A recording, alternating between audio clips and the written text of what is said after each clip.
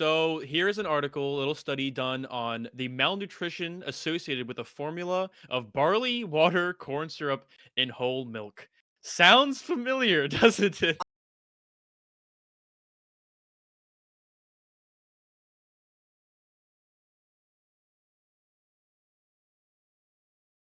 That all men have inalienable rights to think freely, to talk freely, to write freely their own opinions, and to counter or utter or write upon the opinions of others. This is from the Creed of the Church of Scientology.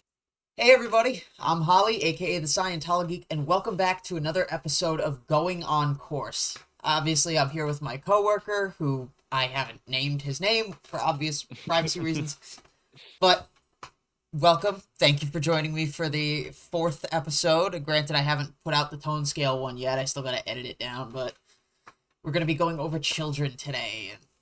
Oh God, I'm extremely excited. I I'm picked this not looking forward specifically. to this. I specifically requested this. I know. It sounds spicy. The other ones were like starters, All like right, appetizers. I gotta This sounds share it. actually good. So we will learn what children need most from their parents. We'll learn why children get angry and how to swiftly heal any upsets. Oh my Um, god. I will tell you now, this is probably going to get into a thing called assists, which should get Okay. interesting. Exact tools you can use in raising your children to be happy, healthy, intelligent, and self-confident in life. All right, let's begin. Sounds good. All right. How to live with children. How Parents to live often, with children. yeah, just like you just gotta tolerate them. Off the bat, yeah. Parents often ask themselves, how can I best raise my children? A good, stable parent with love and tolerance, willingness to accept something that isn't perfect, in his heart is about the best thing a child can have. Okay, I think this is the first time we've ever had a first paragraph that isn't some bold ass hmm assertion. Yeah. Good How start. much It's a good control? start. The first and most important thing to know about raising your children is how to train them without breaking them, harming them emotionally so they lose hope or confidence. Why is that such a concern? Why do you mention the term breaking them like they're Yeah, I fucking know. Like, objects? I know this is so quick to. I know what you're thinking. You children just break so easily. Oh my It just god. happens. It just happens. Sometimes you just break a child. Sometimes you just got a broken child. Yeah, normal. But we're going to teach you how to fix them. Let's fix them. You want to raise your child in such a way that he can take care of himself and you don't have to constantly control him. His good behavior, his health, and his happiness depend on you doing this correctly. Children are not dogs. They can't be trained like dogs are trained. A child's not a special kind of animal different from man. A child is a man or a woman who has not yet attained full growth. How would you like to be pulled around forcefully and ordered about and kept back from doing what you wanted to do? You'd feel angry and upset if someone did that to you. So does a child, but because he's small, he's afraid to say or do anything to show that he does not like what's happening to him. That is the way an average child gets treated. A child doesn't fight back because he isn't big enough and he knows it. I don't Hmm. necessarily agree with that. I Yeah, I don't think. think children don't fight back because they know that they're not big enough. I think that they don't fight back because they don't want to get punished. Yeah, there's also. I don't know. In my personal experience, I've seen bigger people get bullied and they don't like physically fight back. Yeah.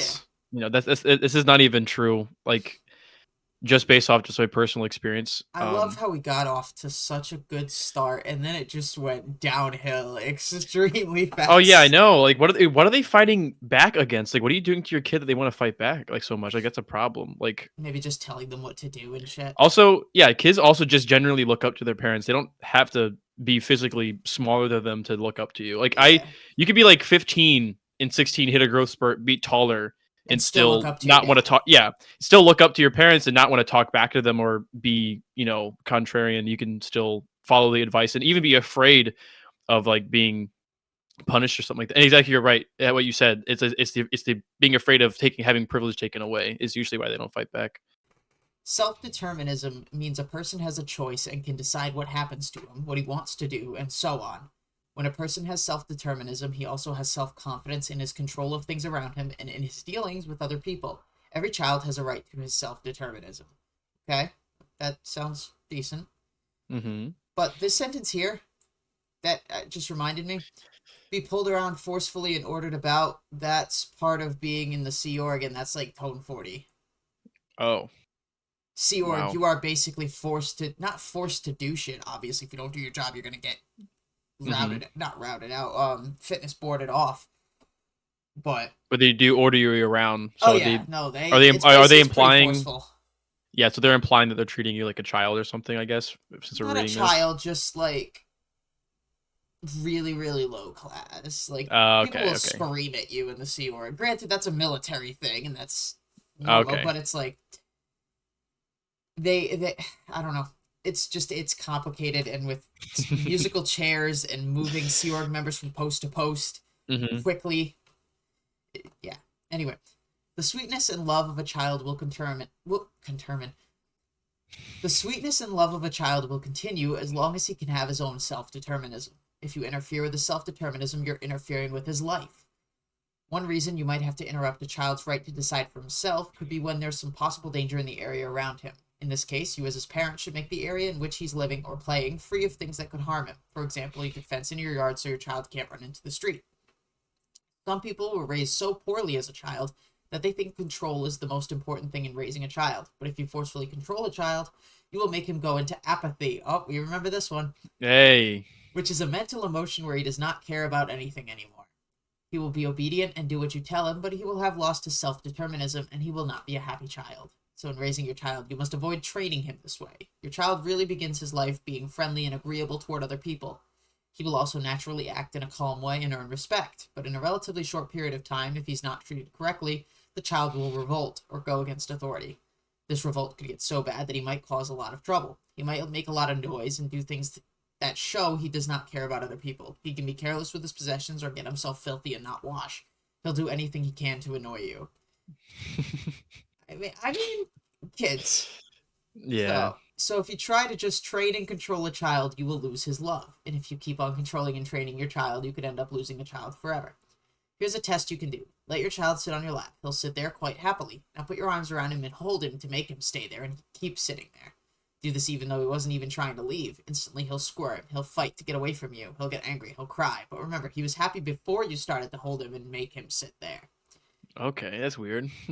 I mean, most Don't do. children would originally call that a hug that went on for too Yeah. long.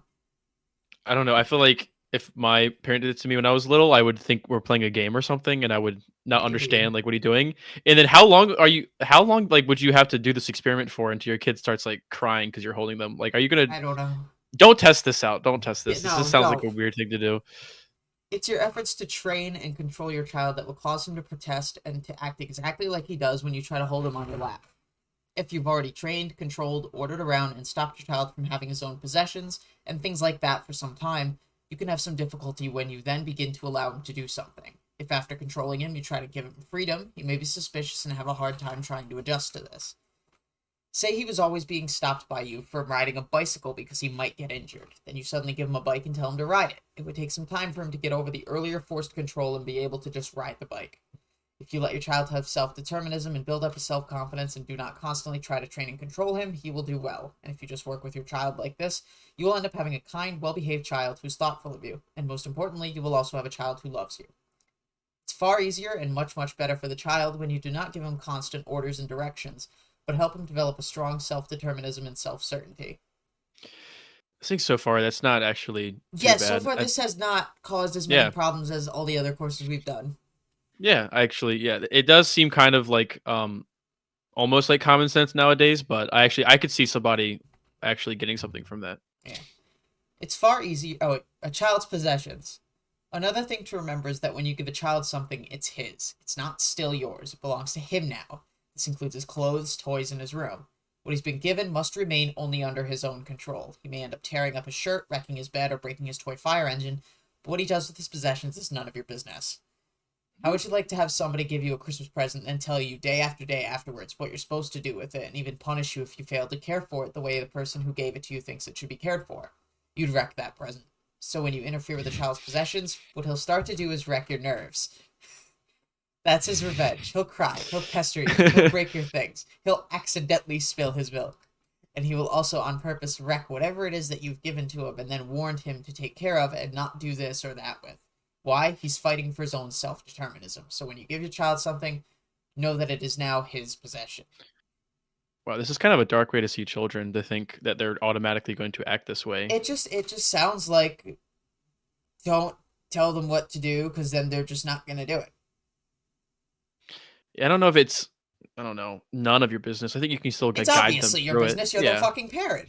yeah. It also depends what you're giving them, but like you should also. I don't know. Are they implying that you can't teach them to like take care of their stuff? It's like kind of weird. I don't know. I don't know. It kind of sounds like that.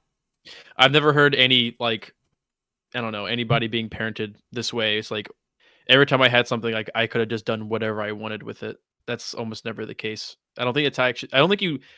I think the point of parents is that they have to model behavior for you, and every time when you do mess up and mistreat your own possessions, it's like, oh, clean this up, or put this away, or don't leave it on the floor. And it's not mean to do that, to No, tell them to clean stuff. Or what if you gave them a pet? Like like telling them to feed it is not going to traumatize them. It's just, no. I think they're being a little extreme with that. I don't know if they're just referring to like Clothes, they said helicopter that. parents. No, Yeah, that might be a different thing. I don't know if helicopter parents the right word for it, but yeah. either way. A child's right to contribute. You must give your child the right to contribute. Any human being feels he's quite able to do things and do them well, just as long as he's allowed to do things for others as much as or more than has been done for him. Oh god. We're gonna get into fucking in and out exchange. Probably without even mentioning the term in exchange or out exchange. Hmm.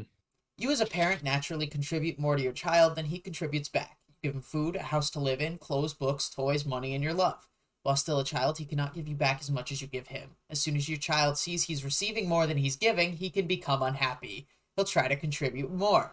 But if he's not allowed to, he'll get angry at you and may even start to dislike you. Yep, this is out exchange. Okay. So Scientology has a term called out exchange. For example, out exchange. Exchange is obviously exchange. It's when you give something for something. Yeah. In Scientology, it would be out exchange if you were given a course but didn't pay for it. Mm-hmm. So I guess in this case, if a child is out exchange, not being able to give to their parents what their parents gave to them, then it causes some emotional shit.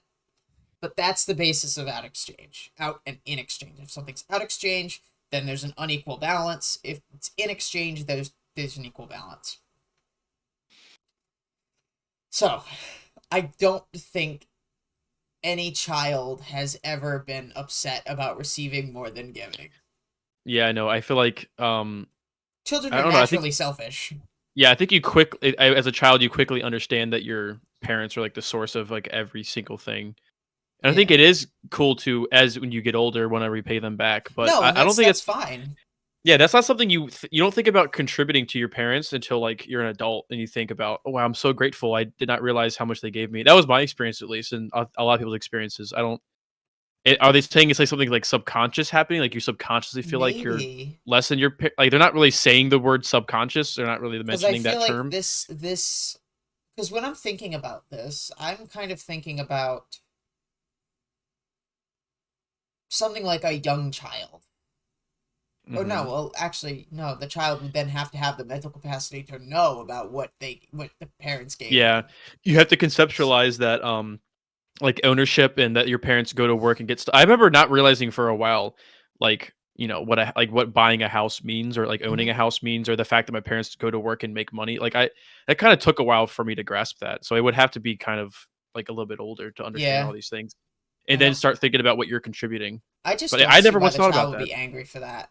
Yeah, I never once thought as a kid if I'm giving back to my parents. It's kind of a thing like once you get out on your own and you gain some your own skills, then you start thinking about it as an adult. So Hmm. I don't even know what they're trying to describe. I don't think anyone's actually experienced this or not. I don't know. Let's continue. Not realizing what's happening, you may try to handle your child's revolt by contributing more to him. But what can happen then, because he's now even more unable to contribute as much to you as you're giving him, is that your child will revolt even more. If the cycle continues, your child could end up in apathy. So you have to let your child contribute to you. Half the time, it takes like a lot of nagging to get the kid to even do a chore. Yeah, I know, right? Like, what are they saying? This is weird. But you can't order him to contribute. Okay, so you can't nag. You can't order him to mow the grass and call that his contribution. He has to figure out on his own what his contribution is and then give it. If he's made to do something to contribute, he's not selected it himself and it's not his. Being told what to do to... contributing is contributing. It doesn't matter whether you tell them to do it or whether they do it on their fucking own. Yeah, actually, personally, I was raised in a way that I did not learn a lot about doing chores and stuff, so I had to learn that on my own. So yeah, I definitely do not relate with this experience. My mom definitely like coddled me and like nurtured me and like cleaned everything all the time, and I was like grateful for it. And I grew up, like, when I got out my own, I remembered how much my mom would take care of the house and how much work she would put into chores and housekeeping, and that even she led by example. I had to like force myself into kind of like building good habits, but I kind of neglected that. So personally, I cannot relate with this whatsoever of feeling like apathy or feeling useless or feeling because apathy is like what's that below? Is there anything below like is like one level below apathy, right? Shoot, where was grief? So it's even like I think apathy is even below grief. Like that's so bad. Yeah, grief, then apathy, and then I don't remember what's in the tone. I don't know. Scale, I so think give me 1 second, and I'm gonna look it up now. also, now that I think about it, I think kids that are not made to do chores or even like I don't know, they're even they're not even like told to do stuff. I think Yeah. they usually become kind of I don't know. I wasn't spoiled, but they become like they become lazy, but I wouldn't say they're like apathetic. They just kind of are focusing on playing. They don't really care about doing I'll chores check or tone something. scale shit later. Yeah. So, because I gotta now get the Apathy's flash just drive out of my bag. yeah, it's just that apathy just seems kind of extreme. I Just know, for it's this like, small minor thing. and then go to such an emotion of just being numb to the world. I do actually agree. I don't know. I only half agree, but I do agree with teaching your kid about what contribution is by giving them chores. But Yeah. they're saying to not order them. So how do you say it is your job to fold the clothes or take the dog out or whatever? And how do you not order that? Like, what do they say? No, I don't want to. Like, what is a Scientologist supposed to do if the kid says no? I don't feel like doing that. I don't know. Are you supposed to say okay? Like what? I don't understand this parenting style. All right, so tone scale. What is below apathy if the PDF decides to load?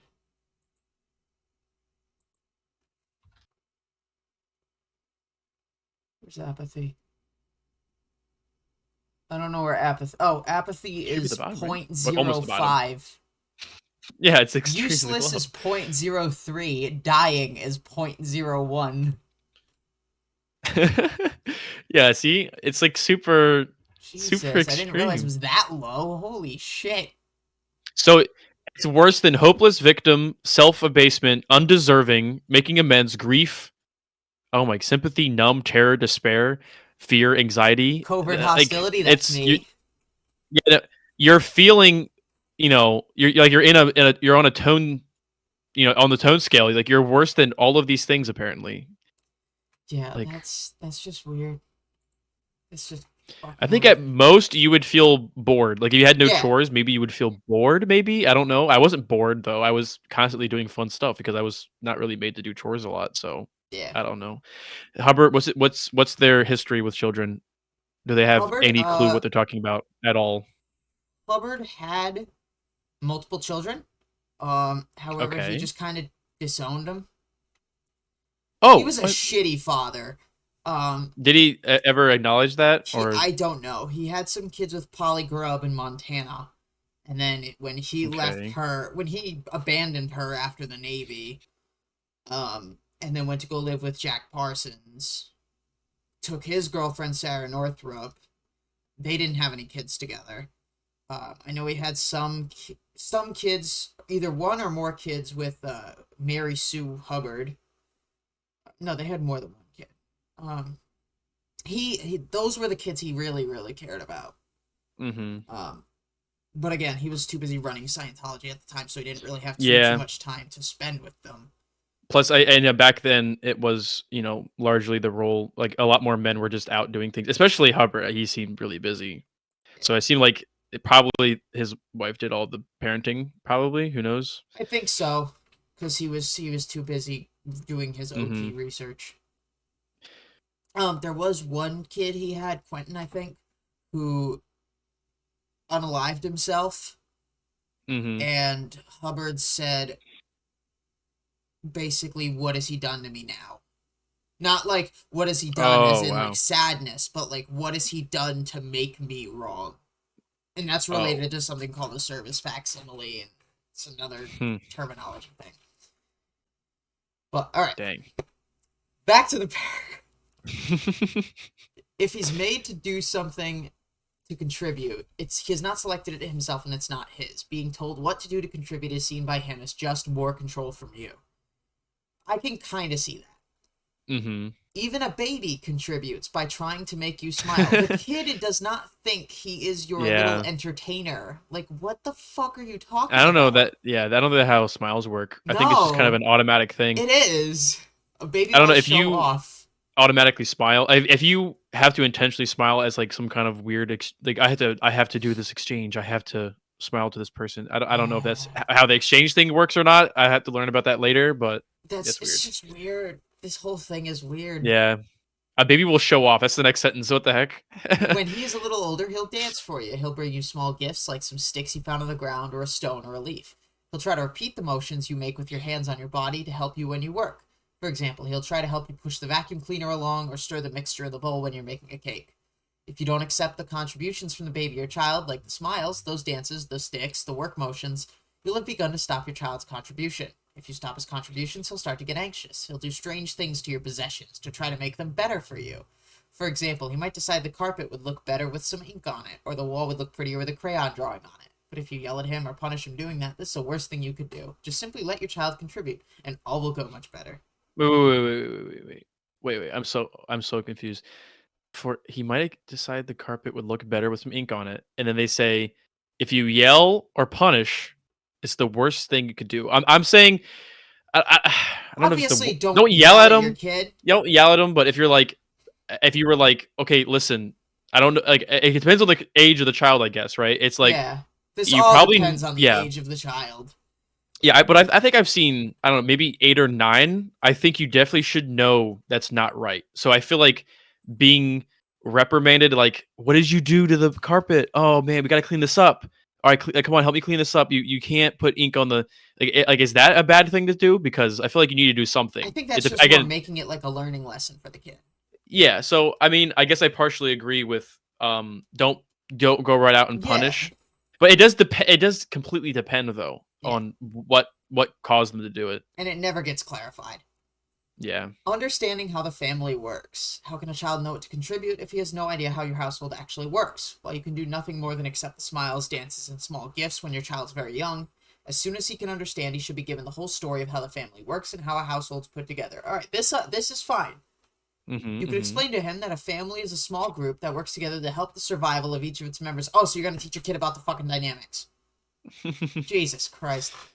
And help each other get ahead and do better in life. You can explain to him where his allowance comes from. You can tell him what happens to make it possible for there to be food on the table for everyone to eat, where his clothes come from. Little Timmy, your clothes come from other kids like you in Africa and Asia who make clothes for pennies on the dollar. Talk about contributions. Yeah, they contribute. They help pay bills in this country. You don't have to. Timmy, be grateful. What you have to do to make a clean house and how the family has a car and can keep it going. You tell him that Daddy works. Daddy spends hours using his hands and he's thinking to work hard, and for this he gets money. That money's used to buy the food you all eat. The car's looked after because it costs a lot of money to replace a car. You can explain to the child that a calm house and taking care of Daddy means Daddy works better, and that means food and clothes and cars. In other words, give your child a full explanation of everything about the household, work, and play in a way he'll understand. If your child's been revolting, he may keep revolting for a while, but if he's educated on the family and knows what you're all trying to achieve as a group, he'll eventually understand and become part of the family and work with you to help make the whole family do even better. I'm not trying to make a whole thing about the pronoun usage, but when they started repeating just Daddy over and over, like, how old is this? It's very common. women being Yeah. part of like the workforce, female Mhm. empowerment didn't happen until like. Yeah, but it's still up on this website right now. Like, Yeah, why I can't they know. just That's the edit it weird thing. slightly? It's Yeah. supposed to be an example. Yeah, I understand. That would be their defense. It's like, oh, it's just an example. It just happens to be the man every single time a example is used. Yeah. But I understand, it's still common where, men will still make more money, but it's still like I don't know who's running a household right now in 2023 with only one person working. That's not that common anymore. My dog is being such a pain in the ass. They I can want to hear him. I learn. can hear him knocking over like the fucking empty like what do you call it? The empty like watering can, the plastic watering can that we have Oh, in the house. yeah.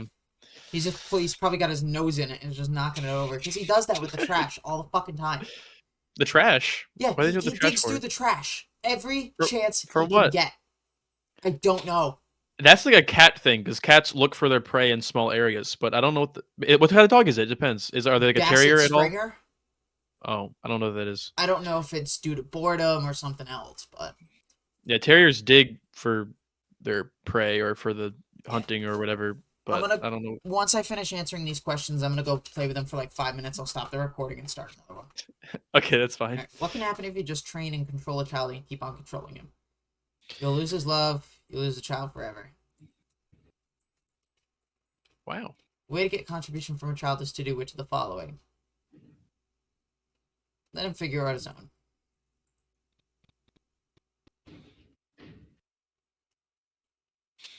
Alright, we are what? 10%? Don't get angry at an angry child. The second you get angry at your angry child or try to force him to obey you, he'll end up in apathy. The child can go through many emotions, such as being cheerful, angry, fearful, crying, sad, etc., quite rapidly. He'll feel cheerful, and then all of a sudden he can get angry at something. But for you to then get angry at your child is not fair. He's a small child, and to him you're like a giant. You look to him as if you weigh about 20 feet, as if you're about 28 feet high and you weigh several tons. Let's say the little boy says to you angrily, "I don't like you telling me what to do." And in response, you, this huge monster to him, reaches over and says, "You cannot talk to me like that." And maybe even threaten to smack him. But if you ever Oh, did that, wow. your child would feel like he doesn't have a chance against you and that he's in big trouble. If you mishandle your child, you can easily push him down into anger. And then if you get angry with him when he's angry, it'll just push him down further into apathy. Why does a child get angry? For example, maybe your child wants something he's trying to do or get something. For one reason or another, he can't get it, so he tries harder. He still can't get it, so he gets angry. And then after he tries again while angry and still can't get it, he goes into apathy. Here's a typical example of what happens. The child says, "Mama, I want to go swimming." Mama says, "You can't go swimming." The child says, "You better let me go swimming. Jimmy Jones goes swimming." Mama gets angry and starts yelling at the child, "No, you cannot go swimming." And then all of a sudden the child becomes angry and very upset. He will then say, "But I didn't want to go swimming." I feel like we skipped a couple steps to get to that Yeah. headspace. Yeah. No, that was kind of a jump. The next thing you know, a funny thing can happen. The child can start telling you, "I don't like to swim." This is negation, a refusal or denial of something or someone, which can happen in childhood. The child thinks, "I can't have it, so I might as well forget about it. I don't want it." This can start to happen as a regular occurrence. For example, the child tries to get or do something, but he can't. He gets angry. Then he says he really didn't want it to begin with. Then, as the child falls into this pattern of negation, he'll just have the thought that he wants something and automatically skip right over the anger into apathy. He has the thought, "I'd like to go swimming. I can't go swimming." This quickly becomes, "I'd like to go swimming. I don't like to swim." And finally, as he falls into automatic negation, it's, "Boy, it's a nice hot day. I would sure like to. I don't like swimming." I don't think if your brain works like this, I think you have some serious mental condition. Yeah, I don't think I've never heard anyone talk like that even remotely. Yeah. Let me just try to imagine that. Boy, it's a nice hot day. I wish I could do. I don't like swimming. Like I don't know. I can't even imagine how you would perform that. Like that just sounds comedic. But I do say that I will commend them when they deserve it, and I think I agree with not yelling at your kids or getting when you're super angry and you're like just releasing your anger out. I think it's okay to get angry, and you should show your kids that it's okay to get angry, but you shouldn't like. I agree that you shouldn't. Your parenting shouldn't be fueled by like complete anger for your child, but I think I think you shouldn't shame yourself for. I mean, I don't know if they're telling you to shame yourself, but I feel like this might teach somebody to feel ashamed for when they get angry at their kids, and it's okay to be human. It's okay to have emotions, and it's okay to express those emotions to your child. I don't see how that's healthy for your kid to never see you angry at them. Because Yeah, I don't know. Because because then that's I remember unnatural. I actually you can say it's it's like burned into my mind. I was not traumatic though. I remember I was like playing like too roughly with like my sister, and like she got like pushed over. And I remember my mom getting really angry at me, and she was saying like, "What are you doing? Like that's not how you play. Like that's she's hurt. Look what you did." And I remember feeling ashamed and I remember her disappointment, and Hmm. that was actually a really good lesson. It's just like be careful with how you treat others. They might be pretending that they like what's going on, but like it might actually hurt them if you're careless and think about what the other person is feeling. Because she was like kind of going along with it because I'm the older brother, and she's like just playing the game that I made up. And I remember her getting angry was actually good. Like you shouldn't just hurt people because you think it's fun. You need to be careful with other people. So I don't think my mom getting angry at me was bad. I think I'm actually kind of glad she did because it kind of instilled into me to respect people's like personal Well, yeah, safety. when a parent is telling a child obviously what they did wrong, it helps the child to learn this Hmm. is why this thing is bad. Yeah. So And then her anger, I remember specifically that's one of the angry she's ever gotten with me is that I was just being just really careless and stupid. And I remember just being careless and stupid and it could hurt people and it's not good. And her anger I think might have helped that. She didn't go overboard. I think it was just the right amount of anger. So I was saying never get angry at your kids. I don't know about never, but I do agree with controlling your anger. yeah, the way he starts to negate can happen very fast. He just does this without thinking. He tries to explain why he doesn't like swimming. He tells you, "I hate swimming myself. I never go swimming." Then he says, "There was a young boy at our school who almost drowned." What? Whoa. That's a little bit of a stretch. The kid starts going insane a little bit. But in the beginning, he really did like swimming and he really wanted to do it. He was just stopped and told he could not, so then he went into apathy and negated it. Okay, so if a child is doing this later in life after the original yelling incident, Mhm. then this is another whole Dianetic engram shit. Oh yeah, I remember the that interview that was recorded, and then they would go back and repeat these different memories and stuff. Yep. Yeah, I remember that. So remember, if you get angry at your child when he gets angry, you can expect to see him go through a long period of negation. You have to know what to do to prevent this. Dealing with an angry child. Have you ever tried to teach your child when he was angry with you? It won't work. The usual response from parents has always been to get angry themselves with the child, only that doesn't work either. To successfully teach your child something, even though he's angry, there's actually a very easy thing you can do. Let's say the child's been angry for some time. If you just get the child to touch your hands one after the other and maybe get him to touch the tip of your nose, you'll find the upset he has will magically go away and you'll no longer be talking to an angry child. Well, this Okay, has to I be a don't like very that. young children because if you ask your young teen to do this, they're just going to be confused as fuck. Yeah, this is not helping you with like your teenager. Also, I hate the magically go away. It just works. This is called just taking your kid's attention off of it. Yeah, yeah. How do you get an angry child? And this is exactly one of the assists mentioned in the assist handbook. How do you get an angry child to touch your hands and your nose? You may have to persuade him a bit, but don't get angry with him. Just work in it. Soon he'll play along and stop being angry. Then you'll be able to teach him something. The golden rule is to never get angry with an angry child. Okay. So the following is the right way to handle a child's angry. Get angry.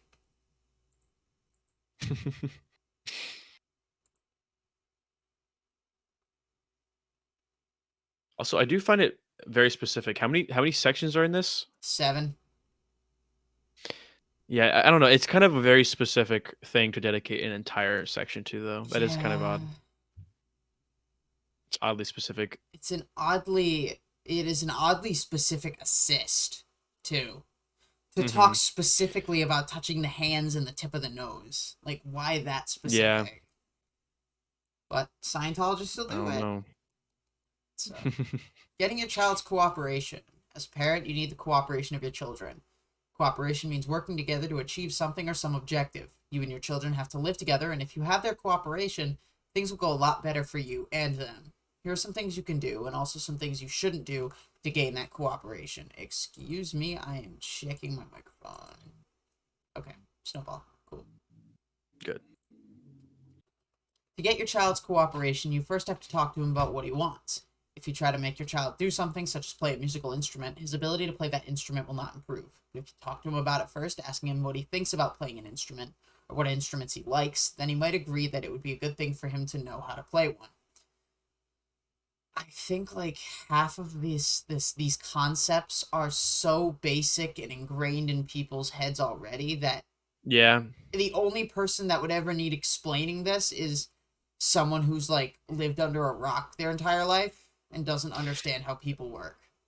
Yeah, I feel like so far it's like, authoritarian style is bad, I think. Despite Is the fact that they're they are trying. very authoritarian.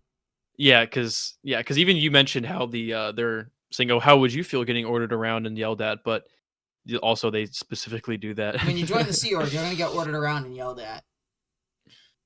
Oh boy. Trying to persuade your child through bribery or offering him things in return for his cooperation is the wrong thing to do. You're making a very bad mistake if you say, I'll give you a piece of candy if you do this. That kind of persuasion doesn't work. Likewise, if you said to your child, hey, wouldn't you like to go to your room and change your clothes? You might well get as an answer, no. Children don't like to be told what they will or will not like to do, so this type of persuasion also fails. Also the piece of candy thing, I think, are they referring to positive reinforcement, which I I think think does so.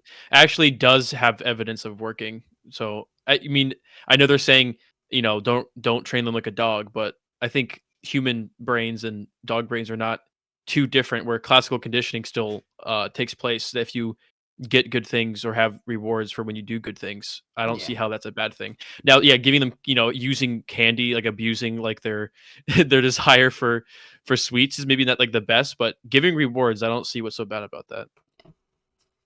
But that's the thing, Hubbard never gets into the minutia of all of these things. He just gives an Hmm. overall concept. It doesn't Yeah, explain he gives the black and the white, doesn't give the gray. right. Instead of persuasion, you can do one of two things. You can smoothly control and direct your child positively and work with him, and in that way get him to do what you asked him to do, using a lot of communication back and forth between you and the child, or you can just leave the child alone. There's no other choice. Children don't like it if they're not talked to or asked their thoughts about something.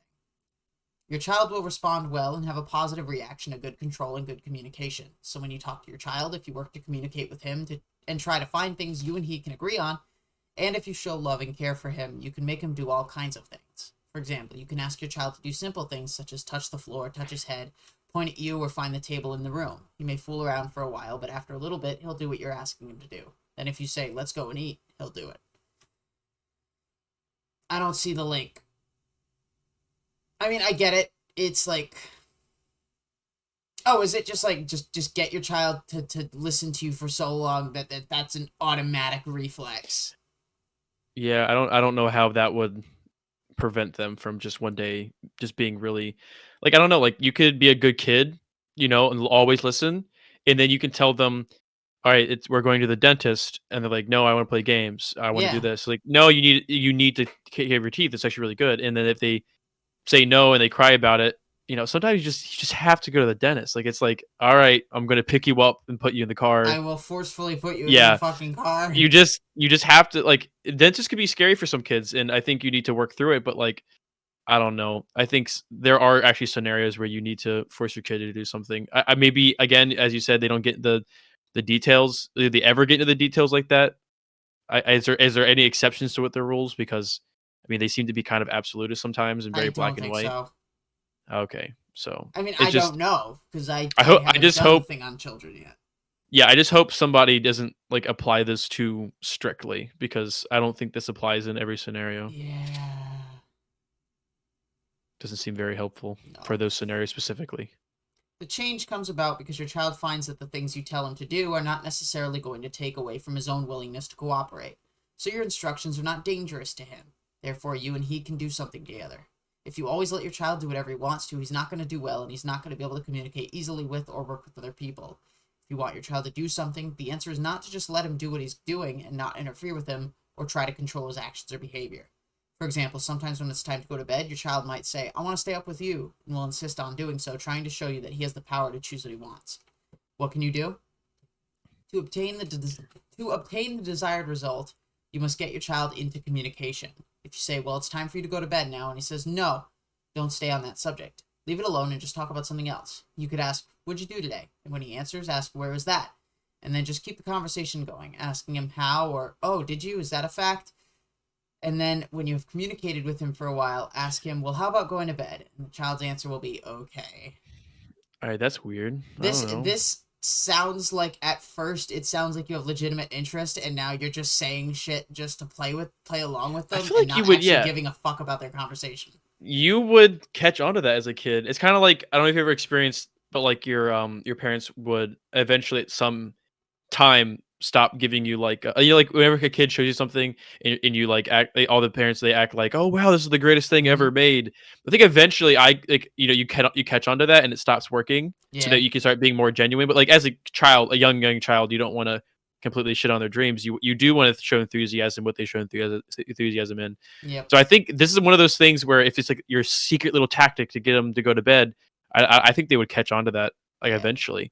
Also, I remember being forced to go to bed, and I don't think it was a problem. I remember I was being a little shit, and I wanted to stay up, and my mom said, "No, it's really time to go to bed," like insisting that I go to bed. And if she wasn't mean about it, she wasn't angry about it.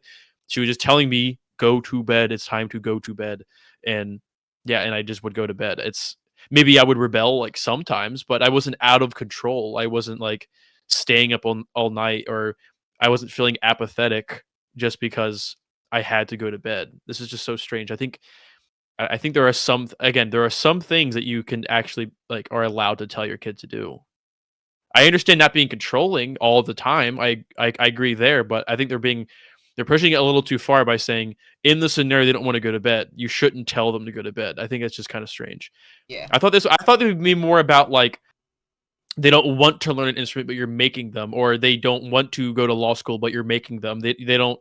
I agree with all that stuff, but something as simple as going to bed, I think you do have the right, or you should even tell your kid to do that.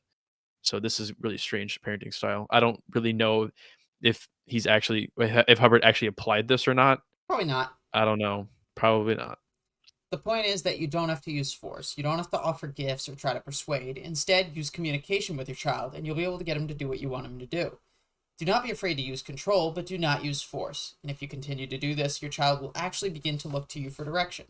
But if you don't give him that direction, he'll think you don't care about him. Good control and communication is how to get your child's cooperation and help him to do well in life as he grows up. Oh my god, we've made it past the quarter way mark. Trying to get your child to do something which of the following your child will respond well and have a positive reaction to. Lots of angry yelling. Oh boy. Good control, yeah. It's always a true answer. Has it ever been false? They want that positivity, you know? Yep. All right. So welcome to your neck of the woods, Kaleb. Spoiling a child with love and affection. There Parents we are go. often concerned about spoiling their children. When you talk about a spoiled child, you really have to understand what this means. What is a spoiled child? A child is spoiled by taking his freedom of action. He's not spoiled by loving him or even giving him things. You can give a child almost anything and it won't spoil him. But robbing him of his independence, personal freedom of action, will spoil him. A child can be robbed of his independence of action in many ways. The first is by stopping him from doing something or making him do something without his cooperation, which you say you're doing just for his own good. But this only prevents him from making his own decisions and punishes him further when his own decisions lead him into trouble. For example, let's say a child decides to help a friend in his studies after school. As a result, he arrives home a bit late for the family dinner. His father gets upset about this and tells him he isn't allowed to be late for a family meal ever. Say the father then takes away some of the child's allowance as a punishment. Now the child has been punished for his own decision, and he realizes he really does not have freedom over his own actions or decisions. I don't think that was the problem. The problem there is that you're being a dick. What the heck? If your kid's doing something good that he wants to do, and you're just like being mean about it, like I think that's a bad parent. Yeah, no, they should bring up an example that seemed like a thing that you think you should do. But this example is like, I don't know, what is the average parent really doing that? Like I understand they're trying to illustrate the point, but yeah, I don't know. The problem specifically isn't, I think the problem is that you're like punishing for something that they didn't even do anything wrong there. Yeah. So what the thing is, would this work if they did something that was bad and you were telling them to not do that again because it was a bad thing? Like I say, if this example was they came home after sundown, which is kind of dangerous for younger children, and you got mad and you said like never come before sundown. Like that was a rule that I had. Like before the sun comes, I'd be at home, which to make sure I was safe. Yeah. I don't know. I don't know if that's an example where telling your kid what to do would be a bad thing. I don't understand. But this just sounds like you're just punishing them for like doing the right thing because they're doing something. It's kind of like even good for them. I mean But that's just a child being altruistic. yeah, and the problem isn't telling them what to do in this scenario. It's just you're just being mean to them for no reason. The father has an issue. Yeah, the father definitely has an issue here. That doesn't have to do with even beyond the parenting style, just them as a person. Another common mistake is to continually tell a child how nice everybody is to him and how the world is all run for him and how ungrateful or not showing thanks he is in return and that he does not show his appreciation in any way. That's another way to rob a child of his independence of action. It makes him feel like he owes you and that he should try not to do things for himself. The truth is that no child was ever spoiled by affection, by sympathy, by kindness, by understanding, or even by indulgence, giving him too much. You could give your child a car, motorcycle, or anything else that you, as a child, had wanted, and your child would not be spoiled. You could give him better toys than anybody else on the block has, and you won't make a snob, someone who looks down on others, out of him. What works best is to permit your child to act for himself and make his own decisions with the friends he plays and goes to school with. He can go out and share his possessions if he wants to or not. It is up to him. If he's allowed to live like this, he'll find out for himself how the world works, and that is something he has to learn. We need to break an old superstition or untrue belief that love and affection so thoroughly upset a child and cause him trouble or even drive him crazy. People believe this, but it is not true. You can be assured that that the fastest way to spoil your child is not by loving him, but by taking away his freedom of action. Who thinks that? Who thinks that love and affection will spoil a child? Don't know. Was that just a thing just like back then? I don't really know if that's I mean, well, you figure back in the day, it's like,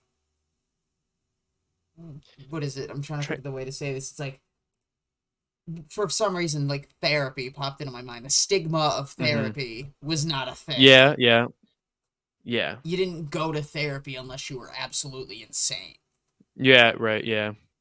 So what again? If this superstition that you will spoil a child by being too affectionate, that I don't think that applies today. Even if it was true back then, I think they could just not put this in this online course. It doesn't. It doesn't apply. It's just a weird thing to say. Oh God! Yep, there's the word. Assist. Here we go. Handling a child's upsets and accidents. There are things you as a parent can do to help your child recover rapidly from the bumps, bruises, scrapes, scares, and upsets that are often part of growing up. These special methods or ways to help, which have been included below, use communication between you and your child. Communication is vitally important in dealing with children, as it is in any aspect of life. The actions described here are all assists. An assist is a simple action you can take with someone to help relieve a discomfort or help handle a difficulty. There are many things you can do to help a child who gets a cut or is injured by a minor fall. The question is, if a child hurts himself, what do you do at once and what do you do later? The answer depends on what you mean by at once. Be quiet. If you really mean at once, immediately, the answer is to be quiet. When a child hurts himself, stop talking. Now, this has to do with engrams, and as you already know, this is stuff that's said during an engram. So during that moment of pain and unconsciousness, that's why people are silent. Scientologists will try to have silent births. In the leaked Tom Cruise video, he talks about going to an accident because you're the only one who can really help. But part of that involves getting everyone to be quiet so the person who is injured does not get an engram. Oh, so if you therefore, because like they're trying to say that like the like different sentences or whatever you say during an event impinge on the person later in life. Okay. So I don't know. That's so weird. Why would you not want to say stuff like, "Oh, it's okay. It's not that. It doesn't look that bad. I can fix this." Like why would you not want to say positive things? Why say nothing? They give weird examples in the book. Yeah, this is just weird though to be quiet. I think I think the average person just wants to be nice to their kid and say nice things when they're hurt and try right? to comfort them. This is just, I think, if anything, I think it's actually is studied in babies where showing no expression or saying nothing back to a baby can make a baby very uncomfortable. So I don't know. I think this would make me uncomfortable as a child. Is if I get hurt and they aren't saying anything. So They I think don't tell you. it's Well, a I don't strange think thing they to tell do. you how long to be quiet for. Try not to say to everyone around you, shush, shush, shush, or stop talking, or keep quiet. You should just be quiet. If other people are talking around the injured child, you would sometimes just move them away, but don't do much talking while doing that. You can help a child most by saying nothing. It may take a short while to train yourself not to speak when the child is hurt, but it's not difficult to form this habit. Silence does not lessen affection. So being quiet is the first thing you should do, because making a lot of noise and rushing around or talking around an injured child can hurt his chances of recovery. Therefore, do not talk to or make noises around a child who's just been hurt. Work quietly to help the child by giving any needed first aid for the injury. Mimicry. Another thing you can do to help a child is to try a little mimicry. Mimicry is the copying or imitating of another person's actions and body motions that show their emotion. Do silent mimicry, which means copying the child's motions only, not what he says. And you do so without speaking. For example, the child looks at you and rubs his eyes, so you look at him and rub your eyes. I'd be pissed. I'd be like, stop mocking me. Yeah, this is a strange This is thing. not an assist. This is just going to anger the child. He gets the idea that you're there and in communication with him, and he'll come right out of the upset. Mimicry is very interesting. You can do mimicry with children on subway trains and in buses and in stores and so on. Let's say you see a little child who's very, very young. He smiles, you smile back. Or you happen to notice he's wrinkling his nose at you. So you wrinkle your nose at him the same way. He becomes very interested because he sees that you have a communication going with him. I don't think that's what children think. I'm imagining the train in the movie Joker Oh my with God. Joaquin I haven't actually Phoenix. seen Joker. Well, there's a scene where he's like being silly in front of a child on like a bus, Mm-hmm. and then the mom turns around and is like, "What are you doing?" It's like, "You're being weird." Now in the scene, it was supposed to be like the Joker is misunderstood, but I can imagine a Scientologist who's like, "I'm just mimicking the child so I can connect with them. So I can Nobody have a understands me." communication. Yeah, it's like it just reminds me of like does does Hubbard see himself as like the Joker, and he's like, "No one understands me. I just want to make connection with children." It's like Oh my God. it sounds very sad. Where did it happen? The best assist for an injured or upset child is to simply ask him, where did it happen? And then after that, ask him, where are you now? That is exactly one of the names of the assist. Where did it happen? Where are you now? Hmm. When you ask these questions, you must get the child to point to the location each time he answers. This assist can help heal an awful lot of bruises on children very rapidly. Do So they mean words help literal? a child. Mean literal bruises? I assume so, because Again, it's related to injuries, I think. I am very quick to finding possible explanations for saying something so ridiculous. And are they maybe they're talking about like rhetorical bruises, but it sounds like literal bruises. That's just kind of strange if they're saying that. Injured. Yes, it's injured. Yeah. Oh yeah, you're right. Yeah, it's just injured. Or upset. Okay. So it could be emotionally or physically. Which I don't know. I've never heard of an emotional bruise, but I understand like poetic talk, Yeah. but I don't know if there's got to be somebody who's interpreting that as a literal bruise. It's just the way it's worded. It just sounds like they talk about literal, like where did it happen? Asking that question is going to heal a bruise. It's just so I know, weird. somehow words will heal a physical injury. Okay. You can vary the questions based on the circumstances. Say a child tells you he hurt his knee. You can ask, where'd you hurt it? And then, where are you now? Or where did you fall? Where are you now? Repeat the questions one after the other until the child is over the upset. Now, this is very similar to getting somebody into present time, which is another terminology. So that's what they're trying to do. It's essentially just, again, it's drawing the child's attention away from the incident and bringing the child up to present time. So, tell me It about might work. it. You can also simply ask an injured child, what happened? Tell me about it. No shit, that's what most people do. Yeah. Once again, basic stuff The is one supposed to basic be. fucking Yeah. assist. Then let the child tell you what happened. When he finishes telling you, ask him to tell you again. Doesn't this sound familiar, Caleb? Well, now they know your name. Fuck it. It's fine. I'm It's a not common showing name. them your last name, and I cut out every scene where we fill in the freaking accomplishment certificate. No, it's okay. It's okay. Um, but Tracker, if you go lay just down. if you're asking your kid to like repeat themselves immediately afterwards, I mean, unless the kid gets used to you doing this, if you do this randomly to a kid that you've never done this before, it might seem like you're making fun of them. I don't know. If imagine you ask me a question, I answer it, you clearly heard me, And and then you you tell me to say, say it "Tell me again. again." I immediately would be confused and be like, "Why?" I'd And be then you like, tell were me to you do, not paying attention? and then I don't know how many times. Wait, it says yeah, and it says you can take it through several times. Yep. I wouldn't Until he laugh. laughs or is cheerful Yeah, about it. I wouldn't laugh. I'd be like, well, maybe I okay, I fine. If you do it in a funny way, I can see laughing, but I can see this being delivered in like a weird way. Now, this is what's called VGIs, very good indicators. So this is very closely related to Dianetics. This is auditing a child. Mhm. This is literally what Oh, this is. Because if you remember, tell me about the incident again, and then you do it yeah. several times until they have some positive emotional reaction. Oh man. So They should use locational. the EMTs. Oh God. Locational. Can you imagine an EMT just doing that? Yeah. Locational Oh man. assist. Now, this one's also used on drunk people. Oh, One let's of the go. easiest assists to give is a locational assist. A locational assist is done by redirecting a person's attention off the painful area of his body or his upset and out onto the area around him. So you wanted to give an assist to a child who had a difficulty that he could not locate or describe. The child has a pain, but he cannot say where. He doesn't know what has happened to him. He just feels bad. Tell the child you're going to do a locational assist and briefly explain the procedure. Tell him what you're going to say. Make sure he understands it. Then, I had this issue when I was talking to Chris Shelton. Mhm. In order for these assists to work, a person has to be a Scientologist. Really? That's like a rule that they have. It's no, it's not that, but it's the fact that if you Oh, you if mean you the do person you're this doing it assist to onto? any normal person, Yeah, yeah, you're right. they're Yeah. going to be confused as shit, and you're not going to get the end Yeah. phenomena that you're looking for. But a Scientologist or someone obviously who's been explained the Yeah. procedure is going to have an Yeah. idea of what's going to happen, and they're going to have If an it idea of how to end it. Yeah, and maybe even like placebo would kick in and Yeah. like, oh, this is going to help me.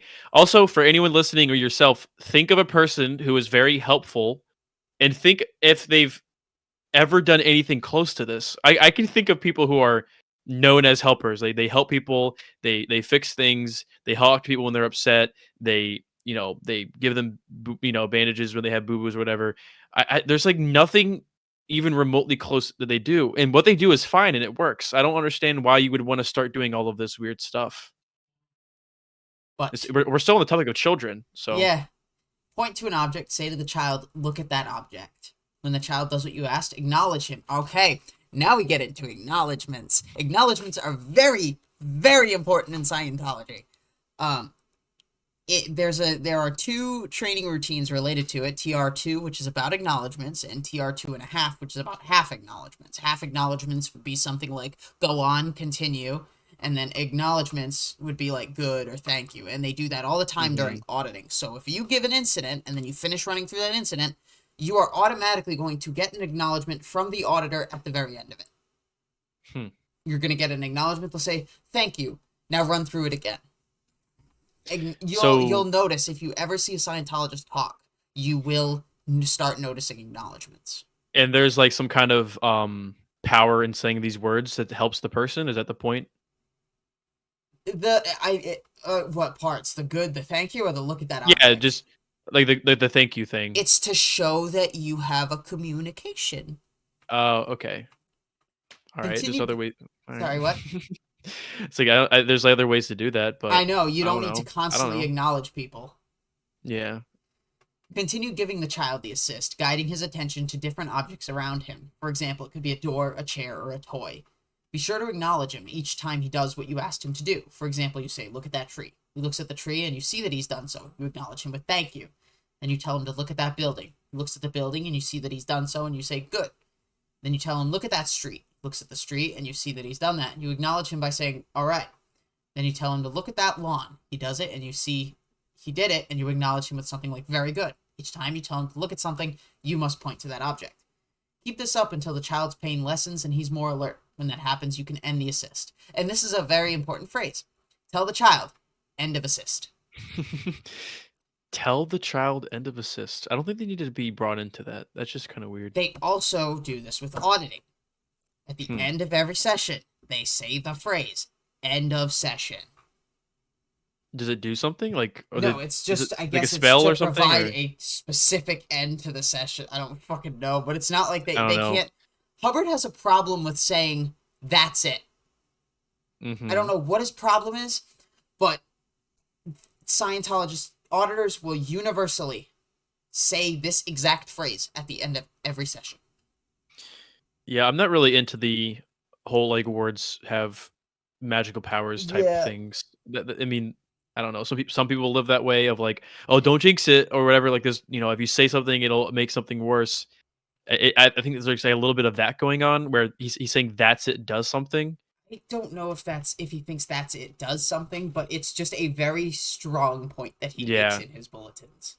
A locational assist is very easy to give. It can be done when a child has specific injuries or when he's ill or if he has something that's making him feel ill or painful that it cannot easily describe to you. Doing a locational assist can help a child considerably. Now remember, like I said, you can do this to drunks too until they sober up. Till they sober up?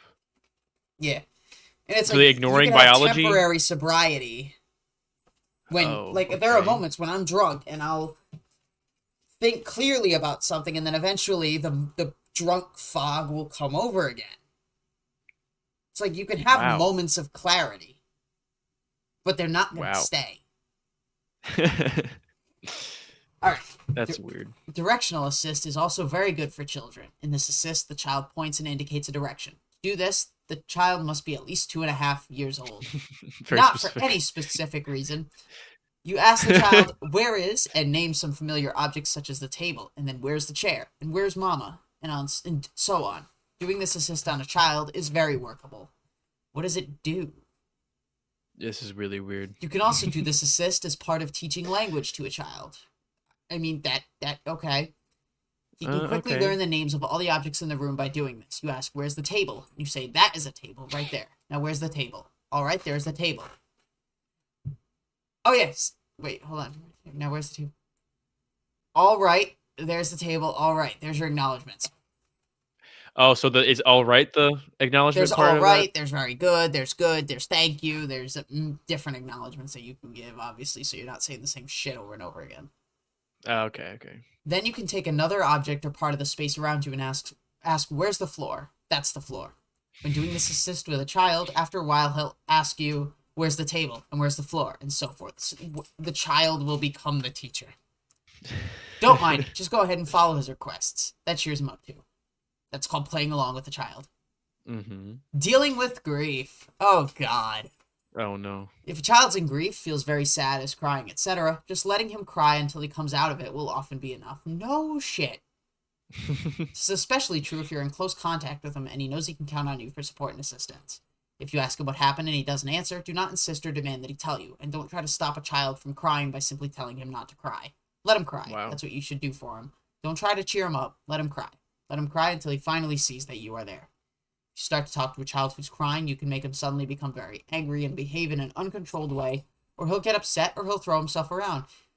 I thought if you went from sadness to anger, that was going up the tone scale.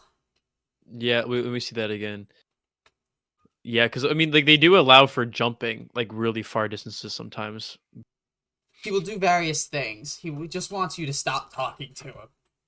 He's crying because he's lost something. There's something lost there, one way or the other. And now you, with your questions, are trying to get something from him. You want him to say something. When he's feeling bad and crying because he lost something, he knows better than to say something to you because he thinks he's just going to lose more. So if you force communication on him, he may get upset.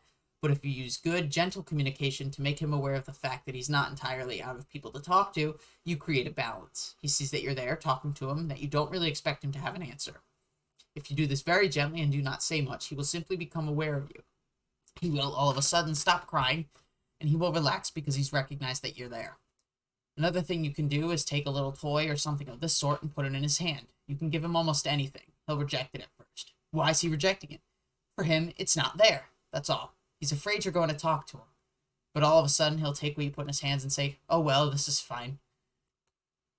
No, Oh, is this connected to the whole tone scale and things becoming solid, or dude, or I not? don't even know. You made a good jump that I wouldn't have made. Yeah, I mean, I'm just trying to We're keep them trying to make this consistent. make sense in the context of Yeah, Scientology, not in I'm real life trying. context. Yeah, I'm trying to make a balance between not try not to be too charitable, but also not trying to be too mean. But at the same time, a lot of this just seems still kind of basic and a Yeah. little boring. He might become a little antagonistic when you give him something. Do you ever buy your child an ice cream cone? You saw him crying and you handed him an ice cream cone. He sobbed a little bit more and he was perhaps maybe a little bit antagonistic. Then he pretended he was not really interested in the ice cream, and finally, as he came through it, there he was, eating the ice cream and looking around and feeling fine. Something else you can do to help a child is to attract his attention by doing what he's doing. For example, a little child is lying on the floor, feeling very sad and crying, and won't answer you. You can lie down on the floor and start crying too. Wait. Wait a minute. For example, a child is laying on the floor. You can wait. That's actually advice. Okay, did I miss something? To attract his attention by doing what he is doing. That would attract attention, That's definitely going to attract confusion. yeah, I guess But you I mean, become it too stops the confused to child be from sad. crying. Yeah, you become so. Again, is it? Are they giving advice to distract them from? That's Because what I I think know. a lot of this is. Yeah, you shouldn't. I don't know if you should just. If you wait, did they say the ice cream cone was a good thing? I don't know what they're trying to say. It is. It's literally just handing him something, and it's I have I no think idea.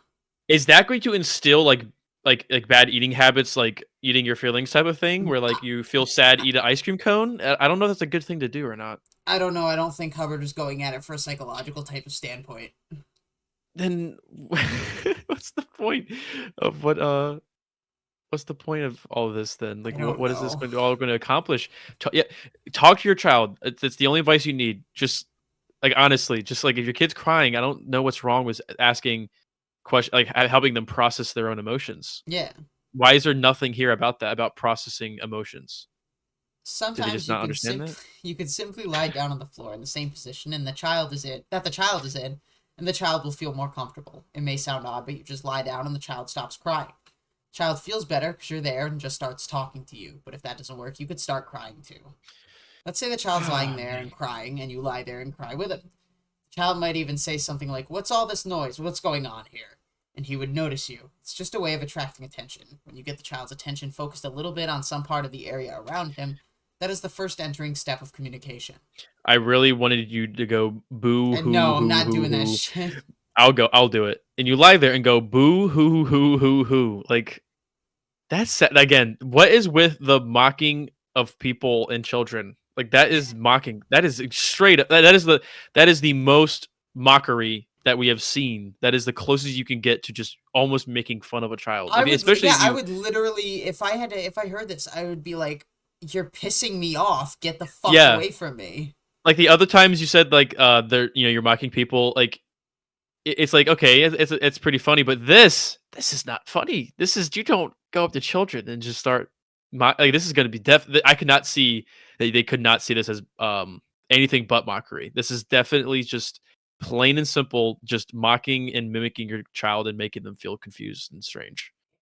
As another example, a child may be feeling bad. He might feel as if life is very heavy boots and has just been walking all over him. Child is feeling horrible and he goes sniff sniff. So you make the same sniff sniff sounds. If you do this, the child will look at you and look away again. Next thing you know, the child will try this again and go sniff. So you go sniff. And the child will become cheerful. No. Wow, magic. Another method to Just help a crying child is to have the child exaggerate his tears. What? that's okay. Here's an example of how one parent handled his crying daughter in this way. She came in crying because she wanted something, and so the parent said, "Gee, that's pretty good. Let's see if you can do it again." So she cried Hmm? again and then looked at him with a smile. And he said, "That's pretty good." She thought so too. That was the end of the tears. What? Makes no sense. That sounds like unlike any interaction I've ever seen between two human beings. That's All these courses are if like an alien was trying to explain humans. yeah, this is a pretty like just like a fan fiction of how humans act or like a theory on how humans act. This is not actually how any human has ever acted. This is so weird. A simple form of this even works on a baby. Simply acknowledge what the infant's doing. A little baby lying in his crib is crying, crying, crying, crying, crying, and people come around and usually say, shush, shush, it's all right, honey. Nobody's going away and nobody's going to just leave you, etc. But a Scientologist walks up to the crib Oh. and gives the baby some good acknowledgments, saying to him, good, fine, and the baby stops crying. Why does he stop? Because in so many words, the Scientologist said, I heard you crying, I know what you're doing, you're lying there crying. It's the acknowledgement that works, letting someone know you heard them. What? The baby doesn't understand fucking English.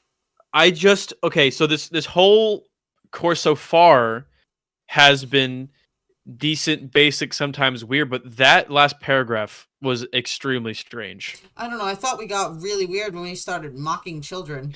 Yeah, okay, yeah, it's starting to progress to become weirder. I think they might in the beginning, just to, you know, ease you into this, say some basic stuff that you agree with, and then they can start being strange because that we go to mocking, and then we go to saying, usually you say shush shush is all right, you know, something that everyone has probably heard in their life, and it's a very comforting thing to imagine your mother saying that. And then we go to saying good and fine to a baby. Good and fine, like do they understand like that just the phonetics of shush is calming, like sh sounds are common in like all languages to you know, to give to children, like s's and like soft sounds, you know, and also like your tone of voice matters too. But I couldn't imagine trying You're to not make just gonna go good, and the baby's gonna be happy. The baby's probably it, gonna be it- a little scared. yeah, and the exclamation points too. That was a really add addition. Like why would you add that in? That Don't was like take. emphasis. Yeah, I know that exclamation definitely makes it even stranger to go good and fine to a baby. They don't understand language. It doesn't have any meaning to them. As an amusing example of acknowledging a small child for what he's doing, there was once this little baby who was lying in his crib and he was crying, crying, crying, crying, crying. Scientologist got alongside the crib and said, hello. Then he said, lie in your crib. Thank you. Lie in your crib. Thank you. Lie in your crib. That's what the baby was doing, so he heaved a tremendous sigh of relief and stopped crying. Again, this would mean that the baby knows English. The baby knows what verbs, nouns, and all this shit is. The baby knows what a crib is, knows what the action of lying is. I was you questioning could literally say anything in this case and just say thank you after that. Yeah, I was questioning if Hubbard ever raised a child. Now I'm convinced he's never had to take care of a baby. I'm completely convinced. He has never seen a baby, probably, or for more than a couple seconds. He's obviously has been involved in taking care of a baby. He was at least probably once. the source of some crying.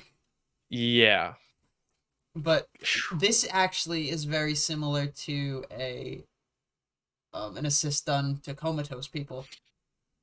Oh wow. So like if they're laying in a hospital bed comatose, one of the assists is you make that body lay in that bed. That sounds like dirty talk. Like you're dirty talking a person in a coma. I know that wasn't the intention, but it does sound like that. That is just what my mind goes to. I don't know. It's pretty simple. The Scientologist gave him something to do that he could really do with success. I think a lot of this is, in this case, this assist specifically, is more related to addressing the Thetan. Okay. Not necessarily the baby. Wait, hold on. So the Thetan, that's supposed to be controlling the baby. Controlling the baby. And how old and intelligent is the Thetan? Billions and trillions of years old. Obviously they would know English, and then the Thetan would control. Okay, all right. They didn't mention that here, did they? Because that's crazy talk at this point. Yeah, so they couldn't get that crazy with the spirit shit. Well, so there's a little bit of lore that they're hiding from us to keep things mysterious. There's a lot of lore in these courses that isn't explained until later, like the Dianetics shit. And then so once I can imagine the say it again assist, that's where you can start making the connections. Okay, I can imagine if we were reading this with a Scientologist, they'd be like, "Oh, just you wait. You don't know anything." It's like you'll figure out why we do this. Yeah, well, just on face value, this is just kind of stupid and doesn't sound like it would ever work ever. Like it's just what all this is supposed to sound, or it's either basic or crazy. Why is there no middle ground? There's no like interesting takes. There's always basic information that everybody learns just from living life, or there's just batshit insane stuff. There's like no. This is so weird. So the way to help a child who's in grief is to simply be there for the child and bring him out of his grief through communication. If you can get him into communication, he'll come out of his upsets. Summary. The main points in dealing with a child's upsets or injuries are these. 1. Say nothing and make no sound around an injured child. 2. Let the child cry it out if that seems to be enough. 3. Give the child assists to help him recover rapidly from the injury or upset. From the injury.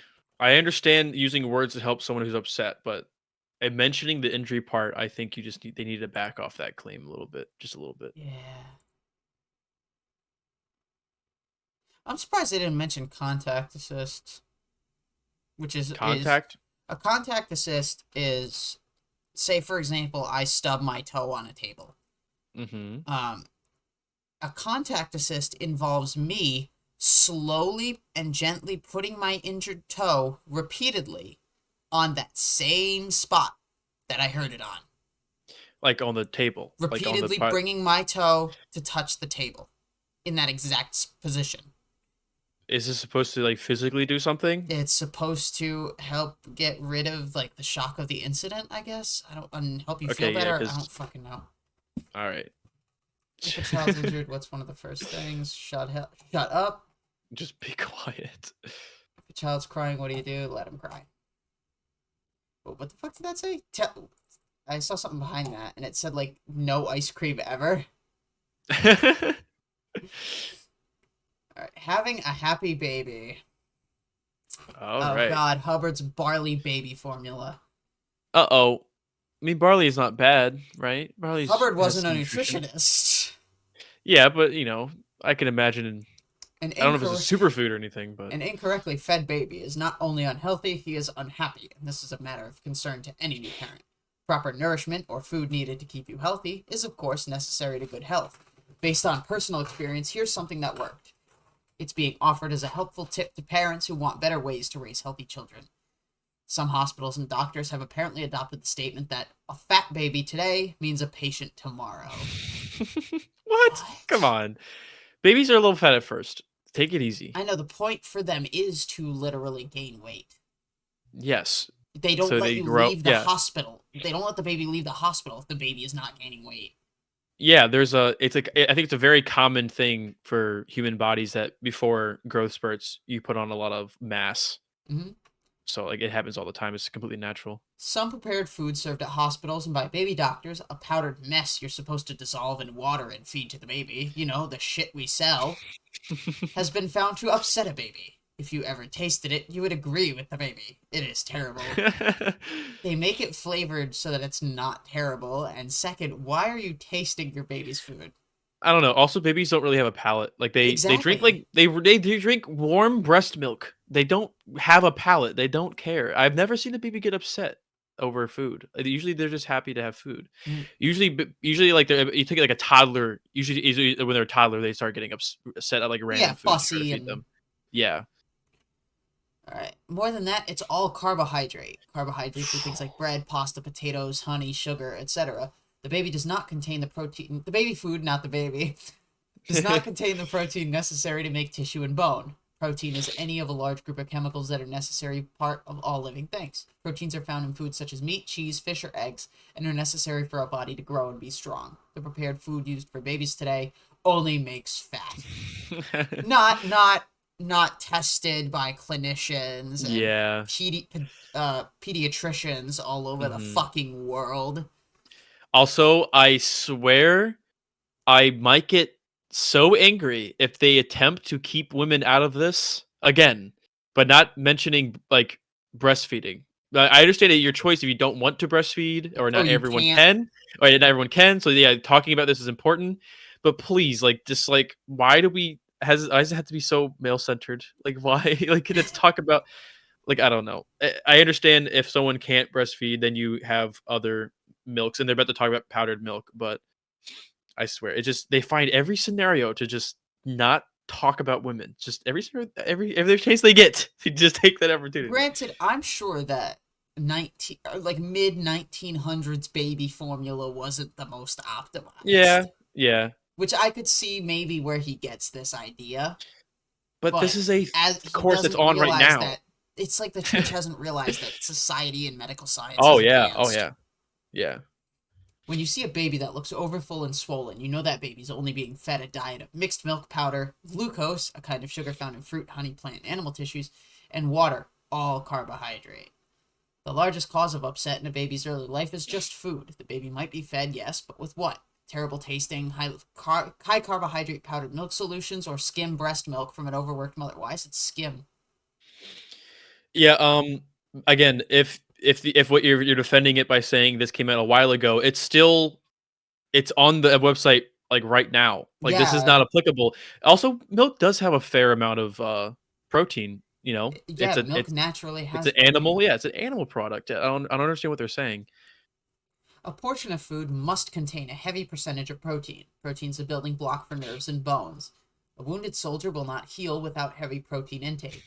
Ulcers, I'm sure he also won't heal without fucking medical attention. Yeah. Ulcers, a sore on the skin or on the lining inside a part of the body, such as the stomach, will not get well without a heavy protein diet being given. To make brain, bone, and tissue, the baby must be given protein from the time he's 2 days old to at least 3 years. That makes strong, pretty, alert babies that sleep well and do well.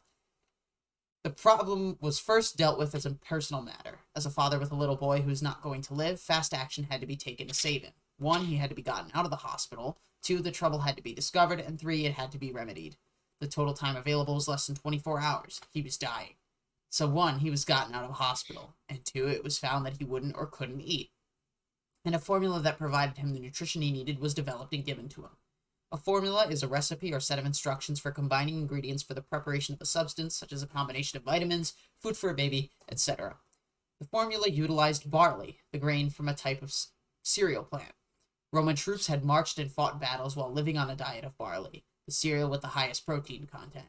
This formula is the nearest to human milk that can be easily put together. It is an old Roman formula from around 2,200 years ago. It's not even the closest thing that we could get to human milk nowadays. It's like, I feel like it's not even a quarter of the way there. It's I agree with barley. Barley's good, but yeah. I don't know. It's just odd to I be don't know like, nutritional info, so yeah, they're gonna be like, which again, the information about the Romans is true. I do remember learning about that. Gladiators, I think they called them like barley men or something like that because I think they were mostly actually like vegetarian and they ate a lot of barley that had a lot of protein in it. So this is true so far, but I feel like they're just treating it like some kind of like crazy superfood that's just going to be amazing for your baby that the formulas don't have. Also, it having high carbs is not bad. I understand no. high carbs and no protein would not, it's not good only because there's not enough protein. As we've already said, carbs are probably the most efficient way that we get energy, and then that baby is not like they're not working out, so they're storing it as fat. So protein, I think if you had like a very heavy protein and low carb for a baby, that would not be good. Obviously, I don't know if he's suggesting keto, but it sounds like keto talk a little bit. Oh yeah, those dang carbs. So Hubbard I don't was know. keto before keto was cool. Yeah, so ahead of his time. And the thing is with a lot of Hubbard's stuff, even if I don't know the history of something that he's talking about, or Mm-hmm. in this case, nutrition information, I can almost with a decent amount of confidence say, I don't know what the fuck he's talking about, but I'm sure it's wrong at some point. Yeah. It's a bit of trouble to make. You have to use a pot or a small kettle to cook the barley in. It really messes up the pot, so you'll need a pot that's used only and always to cook barley. Whoa, okay. And you have to cook the barley for a long time to get barley water, so it's sometimes easy to forget it's on the stove and it then burns. But even so, it's worth it in terms of a calmer house and a healthy baby. You mix up a full 24-hour supply of this barley recipe every day, bottle it in sterilized bottles, and put it where it will remain cold. Always heat a bottle up to about 98.6 degrees or 37 degrees Celsius. Test it by squirting some on the back of your hand to see if it's too warm or too cold before you give it to the baby. How about you just use a fucking thermometer? Yeah. And although you try to keep the baby on a schedule, you're foolish not to feed the baby when he's hungry. A baby, having eaten a full portion of food, usually sleeps for hours anyway. If he doesn't, there's always a reason, such as a wet diaper. When a baby who should not be crying does so, hunt until you find out why. Don't follow the wrong ideas that 1, the baby's just stubborn, or 2, it's a serious illness that requires an immediate operation. Somewhere in between, you will find the real reason. Maybe The way he's talking about like trying to figure out reasons just brings me back to the Data series and his Hubbard's methods of logic and investigation, which we will learn later in one of these courses.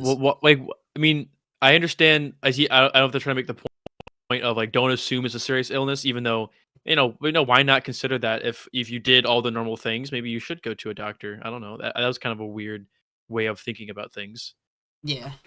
But yeah, don't jump to conclusions. But still, I don't see why you couldn't think that if you tried all the normal stuff to try to make a baby stop crying. All right, barley formula for babies.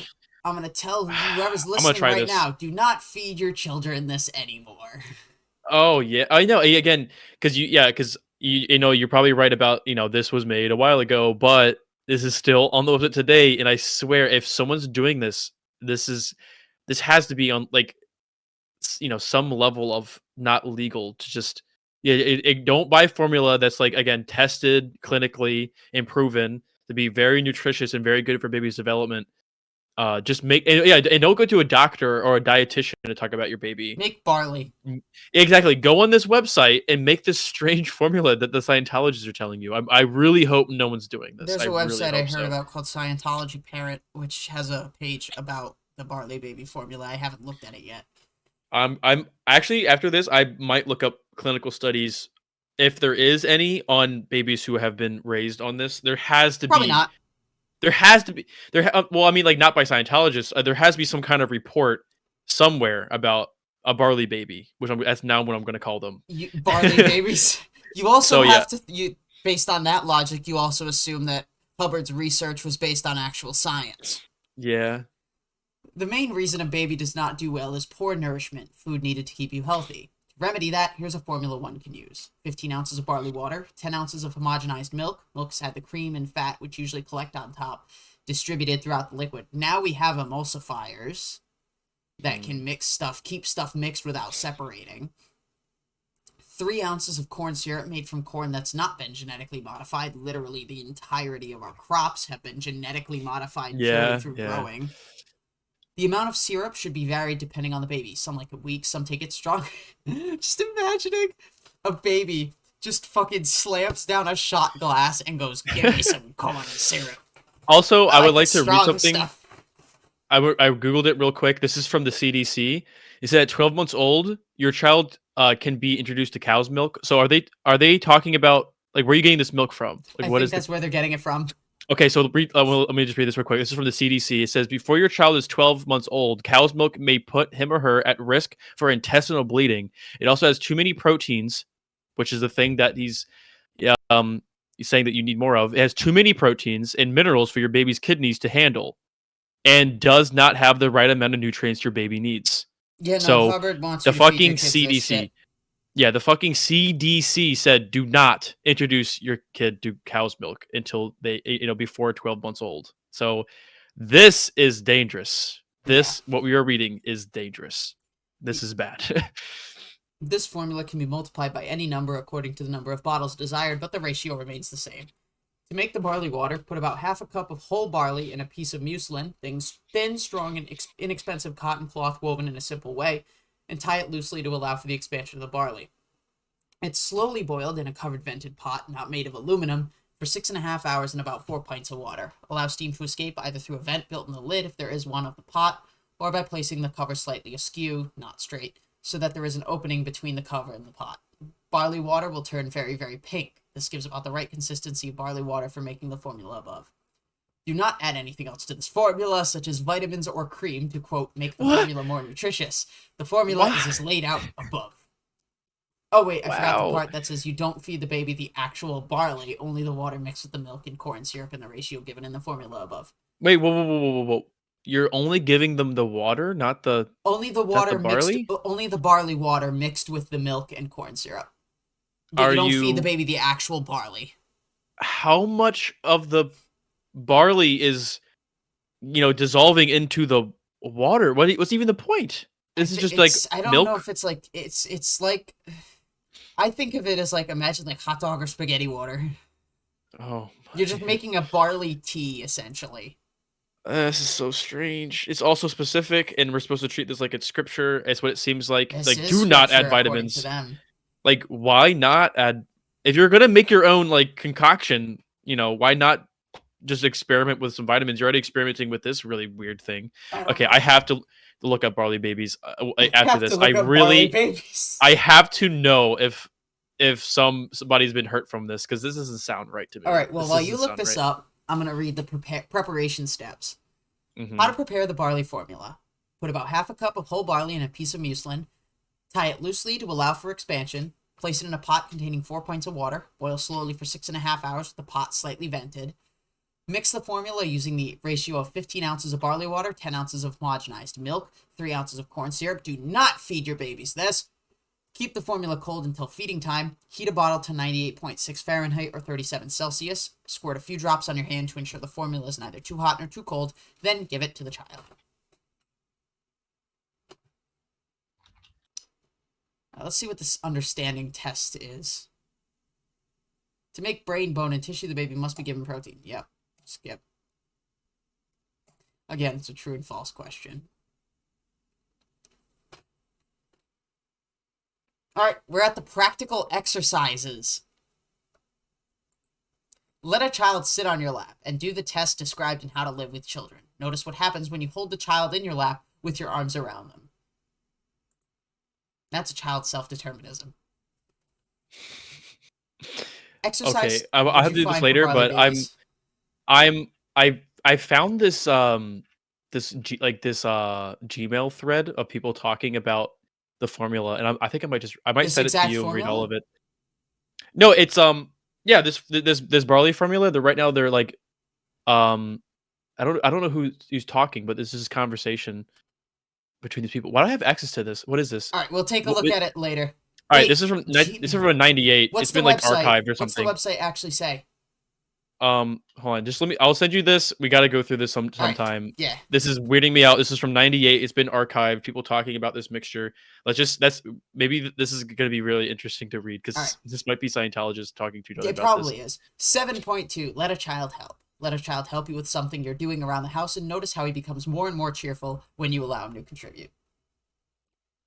Next. 7.3, give a child an explanation. Sit down with a child and tell him how the family works as a group, how the money's made, how his food, clothing, etc. are bought. Notice how he acts and behaves after he knows he is part of the group. AKA third dynamic. Oh no, sorry, Oh, yeah. second dynamic, because it's about family. Oh yeah. Dealing with an angry child. Find a child who's been angry for a while and have him touch your hands and nose and see how the anger goes away, as described in Don't Get Angry at an Angry Child. It says find a child who's angry. Just go up to a strange child and just do this. Don't go finding children, please. Just Hey, use whatever children you have available. At least Do not it doesn't say find new get ones. your kid to be angry. Yeah, I'm surprised it didn't say that, actually. Getting a child's cooperation. Getting good communication with a child, having him touch objects in a room that you point out to him, as described in Getting Your Child's Cooperation. And 7.6, handling a child's upsets and accidents. From the list of suggested assists you can do on a child in handling a child's upsets and accidents, do assists on children and babies in your home and the homes of friends whenever a child is injured, in grief, etc. Kaleb, so tell me what we're looking at. Okay, so here's an article, a little study done on the malnutrition associated with the formula of barley, water, corn syrup, and whole milk. Sounds familiar, doesn't it? I'm gonna download the PDF. Fuck yeah, your so here's subscription. yeah, it does that. There's ways around it. Yeah. You can even email the people who wrote it. I've done that. I've never gotten a reply, but it's worth trying. So here's the abstract. 5 infants aged 1 to 7 months were given a formula of barley water, whole milk, and corn syrup, Karo, which I think was mentioned. Yeah. Or honey. 3 patients had subnormal growth, 2 fit the criteria for failure to thrive, and 2 demonstrated a mitoxytic hypochromic anemia. The delayed growth and anemia were corrected by institution of standard infant formula and nutrient supplementation. The barley water formula provides less than the recommended daily allowance of iron and vitamins A and C. The illnesses of these infants and the deficiency of the diet illustrate the importance of obtaining a careful dietary history for all infants not receiving standard diets. So yes, if you have your baby on a Scientology diet, you should probably tell your doctor, and your doctor, you know, maybe they have some restraint to not call CPS on you because this is not good. This is horrible. So this is proof that people have done this. So I And just sent you a download link. Oh, not a download link. Oh wait, no, I didn't send it to you. Give me a second. Hang on. I gotta focus on what I'm doing here. I'm about to put it. I'll put it into the drive at the end of this. yeah, Or can I just send it through Discord? this is some juicy stuff. Will I'm it so let happy me? I found this. Come on. Also, I'm so glad I've gotten really good at Googling things because I initially put barley formula in Google Scholar, nothing came up. And then I put barley formula, Barley baby. I like that barley baby formula, and yes, there are barley babies out there and they're suffering. And Will this I work? have to see a Here you go. Here's the actual 3-page paper. Oh, you have it. I used Good. Sci-Hub to get to it. Yes. So let me load up my version, and then we will take a look at it. Oh, this was an 81. Is it? Am I reading that right? Yeah. Wow. I do wanna read part of it because something showed up in it that I saw that was very interesting. So let me go to Fabius. All right. Yep. They mentioned Hubbard. Yep, Thank there God. it is. Putting him on blast. He's on blast right there now. it fucking is.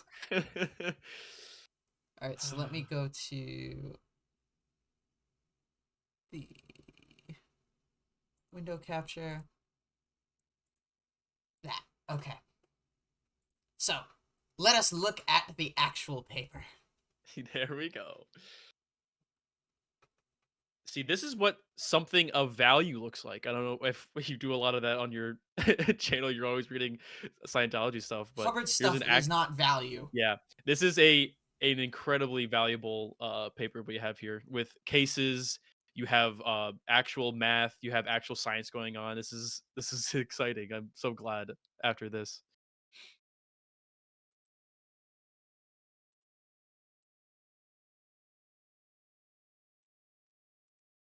Alright, so. Sorry, I'm fixing my camera and shit. Yeah, they're even referencing Hubbard's processing a new mother in 1959, volume 89. They quote it Oh, Ability specifically. Magazine! Yeah, These cases are that's reported to point out the observed and potential nutritional consequences of this particular diet. Case 1. A 6-week-old male infant was admitted to the hospital because of a 60-hour history of projectile bilious vomiting and a 12-hour history of No. diarrhea. He received his first DPT immunization, an oral poliomyelitis vaccine, 4 days prior to admission. His mother had a 24-hour history of pharyngitis. The infant's diet was from birth consisted of 1 week of breastfeeding followed by a formula. Why the fuck did it reload? Well, I said formula of barley water, corn syrup, And and whole whole milk. On admission, his height was 58 centimeters, head circumference 37.5 centimeters, and weight 4 kilograms. He seemed lethargic but was in no acute distress. The temperature was 36.8 C, pulse rate 140 per minute. Blood pressure was 110 millimeters mercury by palpation, and respirations were 42 per minute. Interior fontanelle was sunken, and his abdomen was tense, and hyperactive bowel sounds were heard, estimated to be 5 to 10% dehydrated. Oh no! Yeah, it's important to note that the circumference of the head was at the 25th to 50th percentile. That is, wow. That is so like 85% of babies have a larger head. Like that is it's a very small head The for a acidosis baby. improved slowly with bicarbonate supplementation, but there was intolerance to a soy formula after 36 hours of bowel rest. The resulting diarrhea and acidosis required additional fluid and bicarbonate replacement. The infant subsequently tolerated a protein hydrolysate formula. And, oh wow, look, taking a protein formula and was discharged after 9 days of hospitalization. When he was seen in clinic 2 days later, he was maintaining his weight and had a normal blood pH. Parents were instructed to continue feeding him the same formula. Wow. Oh wait, The thing that they specifically said that it would help, which is protein, is the thing that they treated it with. They needed more protein. So like it wasn't even doing the thing it said it would do. That's crazy.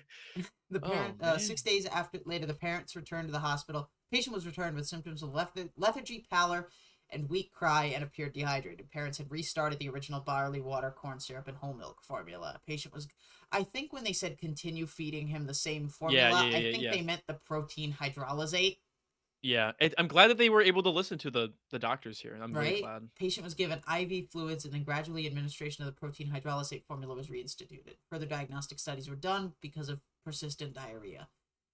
Stool pH, total protein value, albumin levels, sweat chloride value, urine screen testing for aminoaciduria, discharged on a regimen of the hydrolyzed formula after 13 days of hospitalization. The parents were again instructed not to use the barley water. Oh man. Patient required the protein hydrolysate formula for 1 month and subsequently tolerated soy formula. By 7 months, his weight had reached the 25th and 50th percentile for age, and 19 months reached 50th to 75th percentile. 5-month-old infant, intermittent fever, coughing, poor feeding, vomiting, diarrhea. Breastfed for 1 week. After that, he was fed a formula of barley, corn syrup, and whole milk. During this 3-week illness, about 600 milliliters of formula was consumed daily. On physical examination, he appeared wasted, but well hydrated. His temperature was 39.2, blah, blah, blah, blah, blah. Laboratory data showed the following low values. Infant's hospital course was uncomplicated. His otitis and pneumonia responded to therapy with ampicillin trihydrate and was quickly advanced from a course of IV fluids to a full-strength cow's milk formula. Similac, rice cereal, and baby food. Demonstrated a weight gain of 740 grams during his hospitalization and weighed 6.92 kilos, 5th to 10th percentile, at a follow-up visit at 7 months of age. Okay, this is the temperature. This is the weight. Okay, the weight is less than the 5th percentile, but the height was in the 75th percentile. So this is a particularly tall baby with a extremely particularly low weight. So like this is a tall baby because it's in the 75th percentile. Then we have a weight that is in the less than the 5th percentile. Oh my That god. is so bad. Look at the chart on page 2. Comparison of body. So this is the nutrition facts. Yeah, nutrition volume, facts. calories. So the formula is 702 calories. Human milk 700. Okay. Oh, okay. There's like a control. They're controlling the variables here. They kept the same amount of calories. It looks like almost the same amount of volume. And then we look at protein. Look at vitamin A. Yeah. Wow. 341. To And 1400. then all the other the alternatives were in the 1,000 to 2,000 range. The barley water formula wasn't even breaking 500. Holy shit. Oh wow. So bad. Well, is it showing? Yeah, the iron is on the lower side. The RDA seems like is the best choice because they were suffering from anemia. So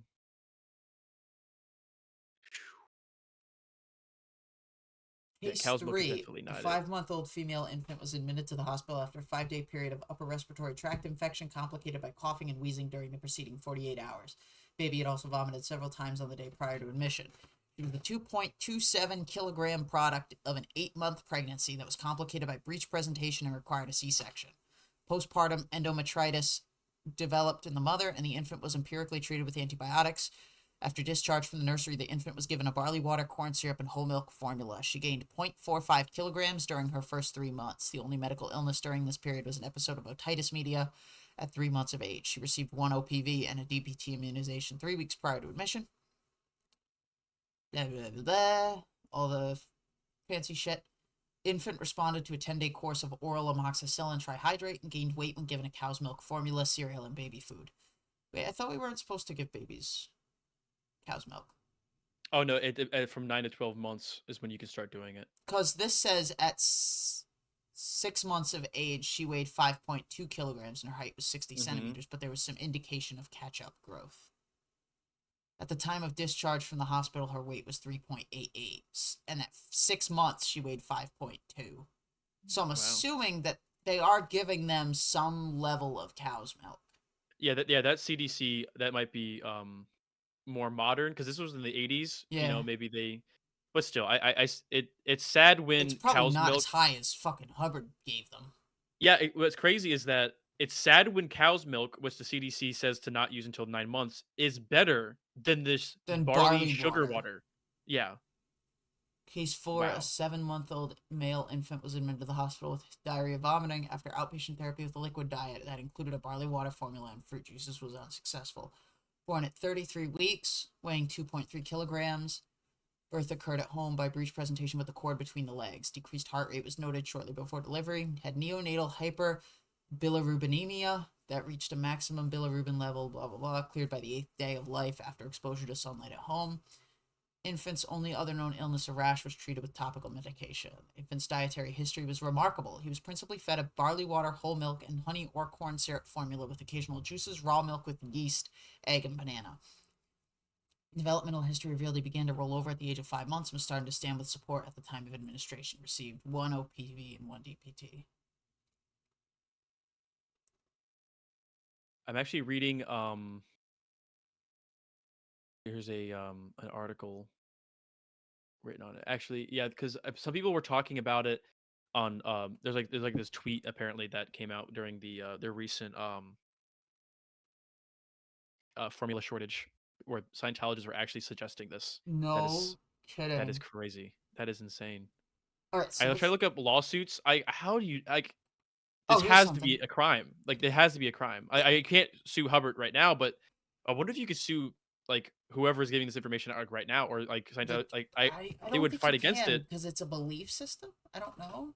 I don't Because it's not like it's not like it's being sold in stores and you can sue a manufacturer. This is something that's um being made at home. trying to look up the law on giving like dangerous like medical advice. I feel like if you can take it you can take advantage of your position as like a spiritual leader All to right, tell people to do something actually dangerous. I'm gonna read the last page part of this called the formula.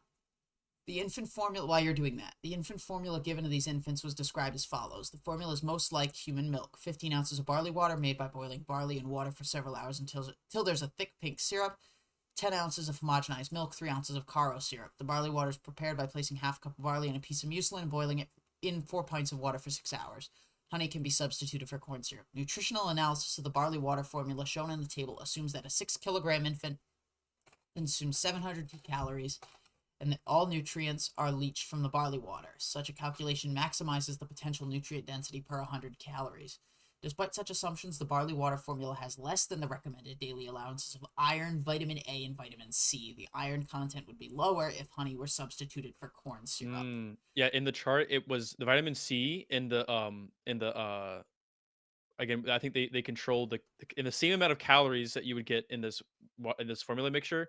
The vitamin C was at a 1.9 and all the other ones were like 30, 42, even cow's milk had 11, but the human milk has 42 milligrams of vitamin C while the this formula is only 2 milligrams of vitamin C. So that is Jesus so such a low Christ. amount because vitamin C deficiencies has been like eradicated for so long. Like, Yeah, now and now these you're just people are giving their kids yeah, scurvy.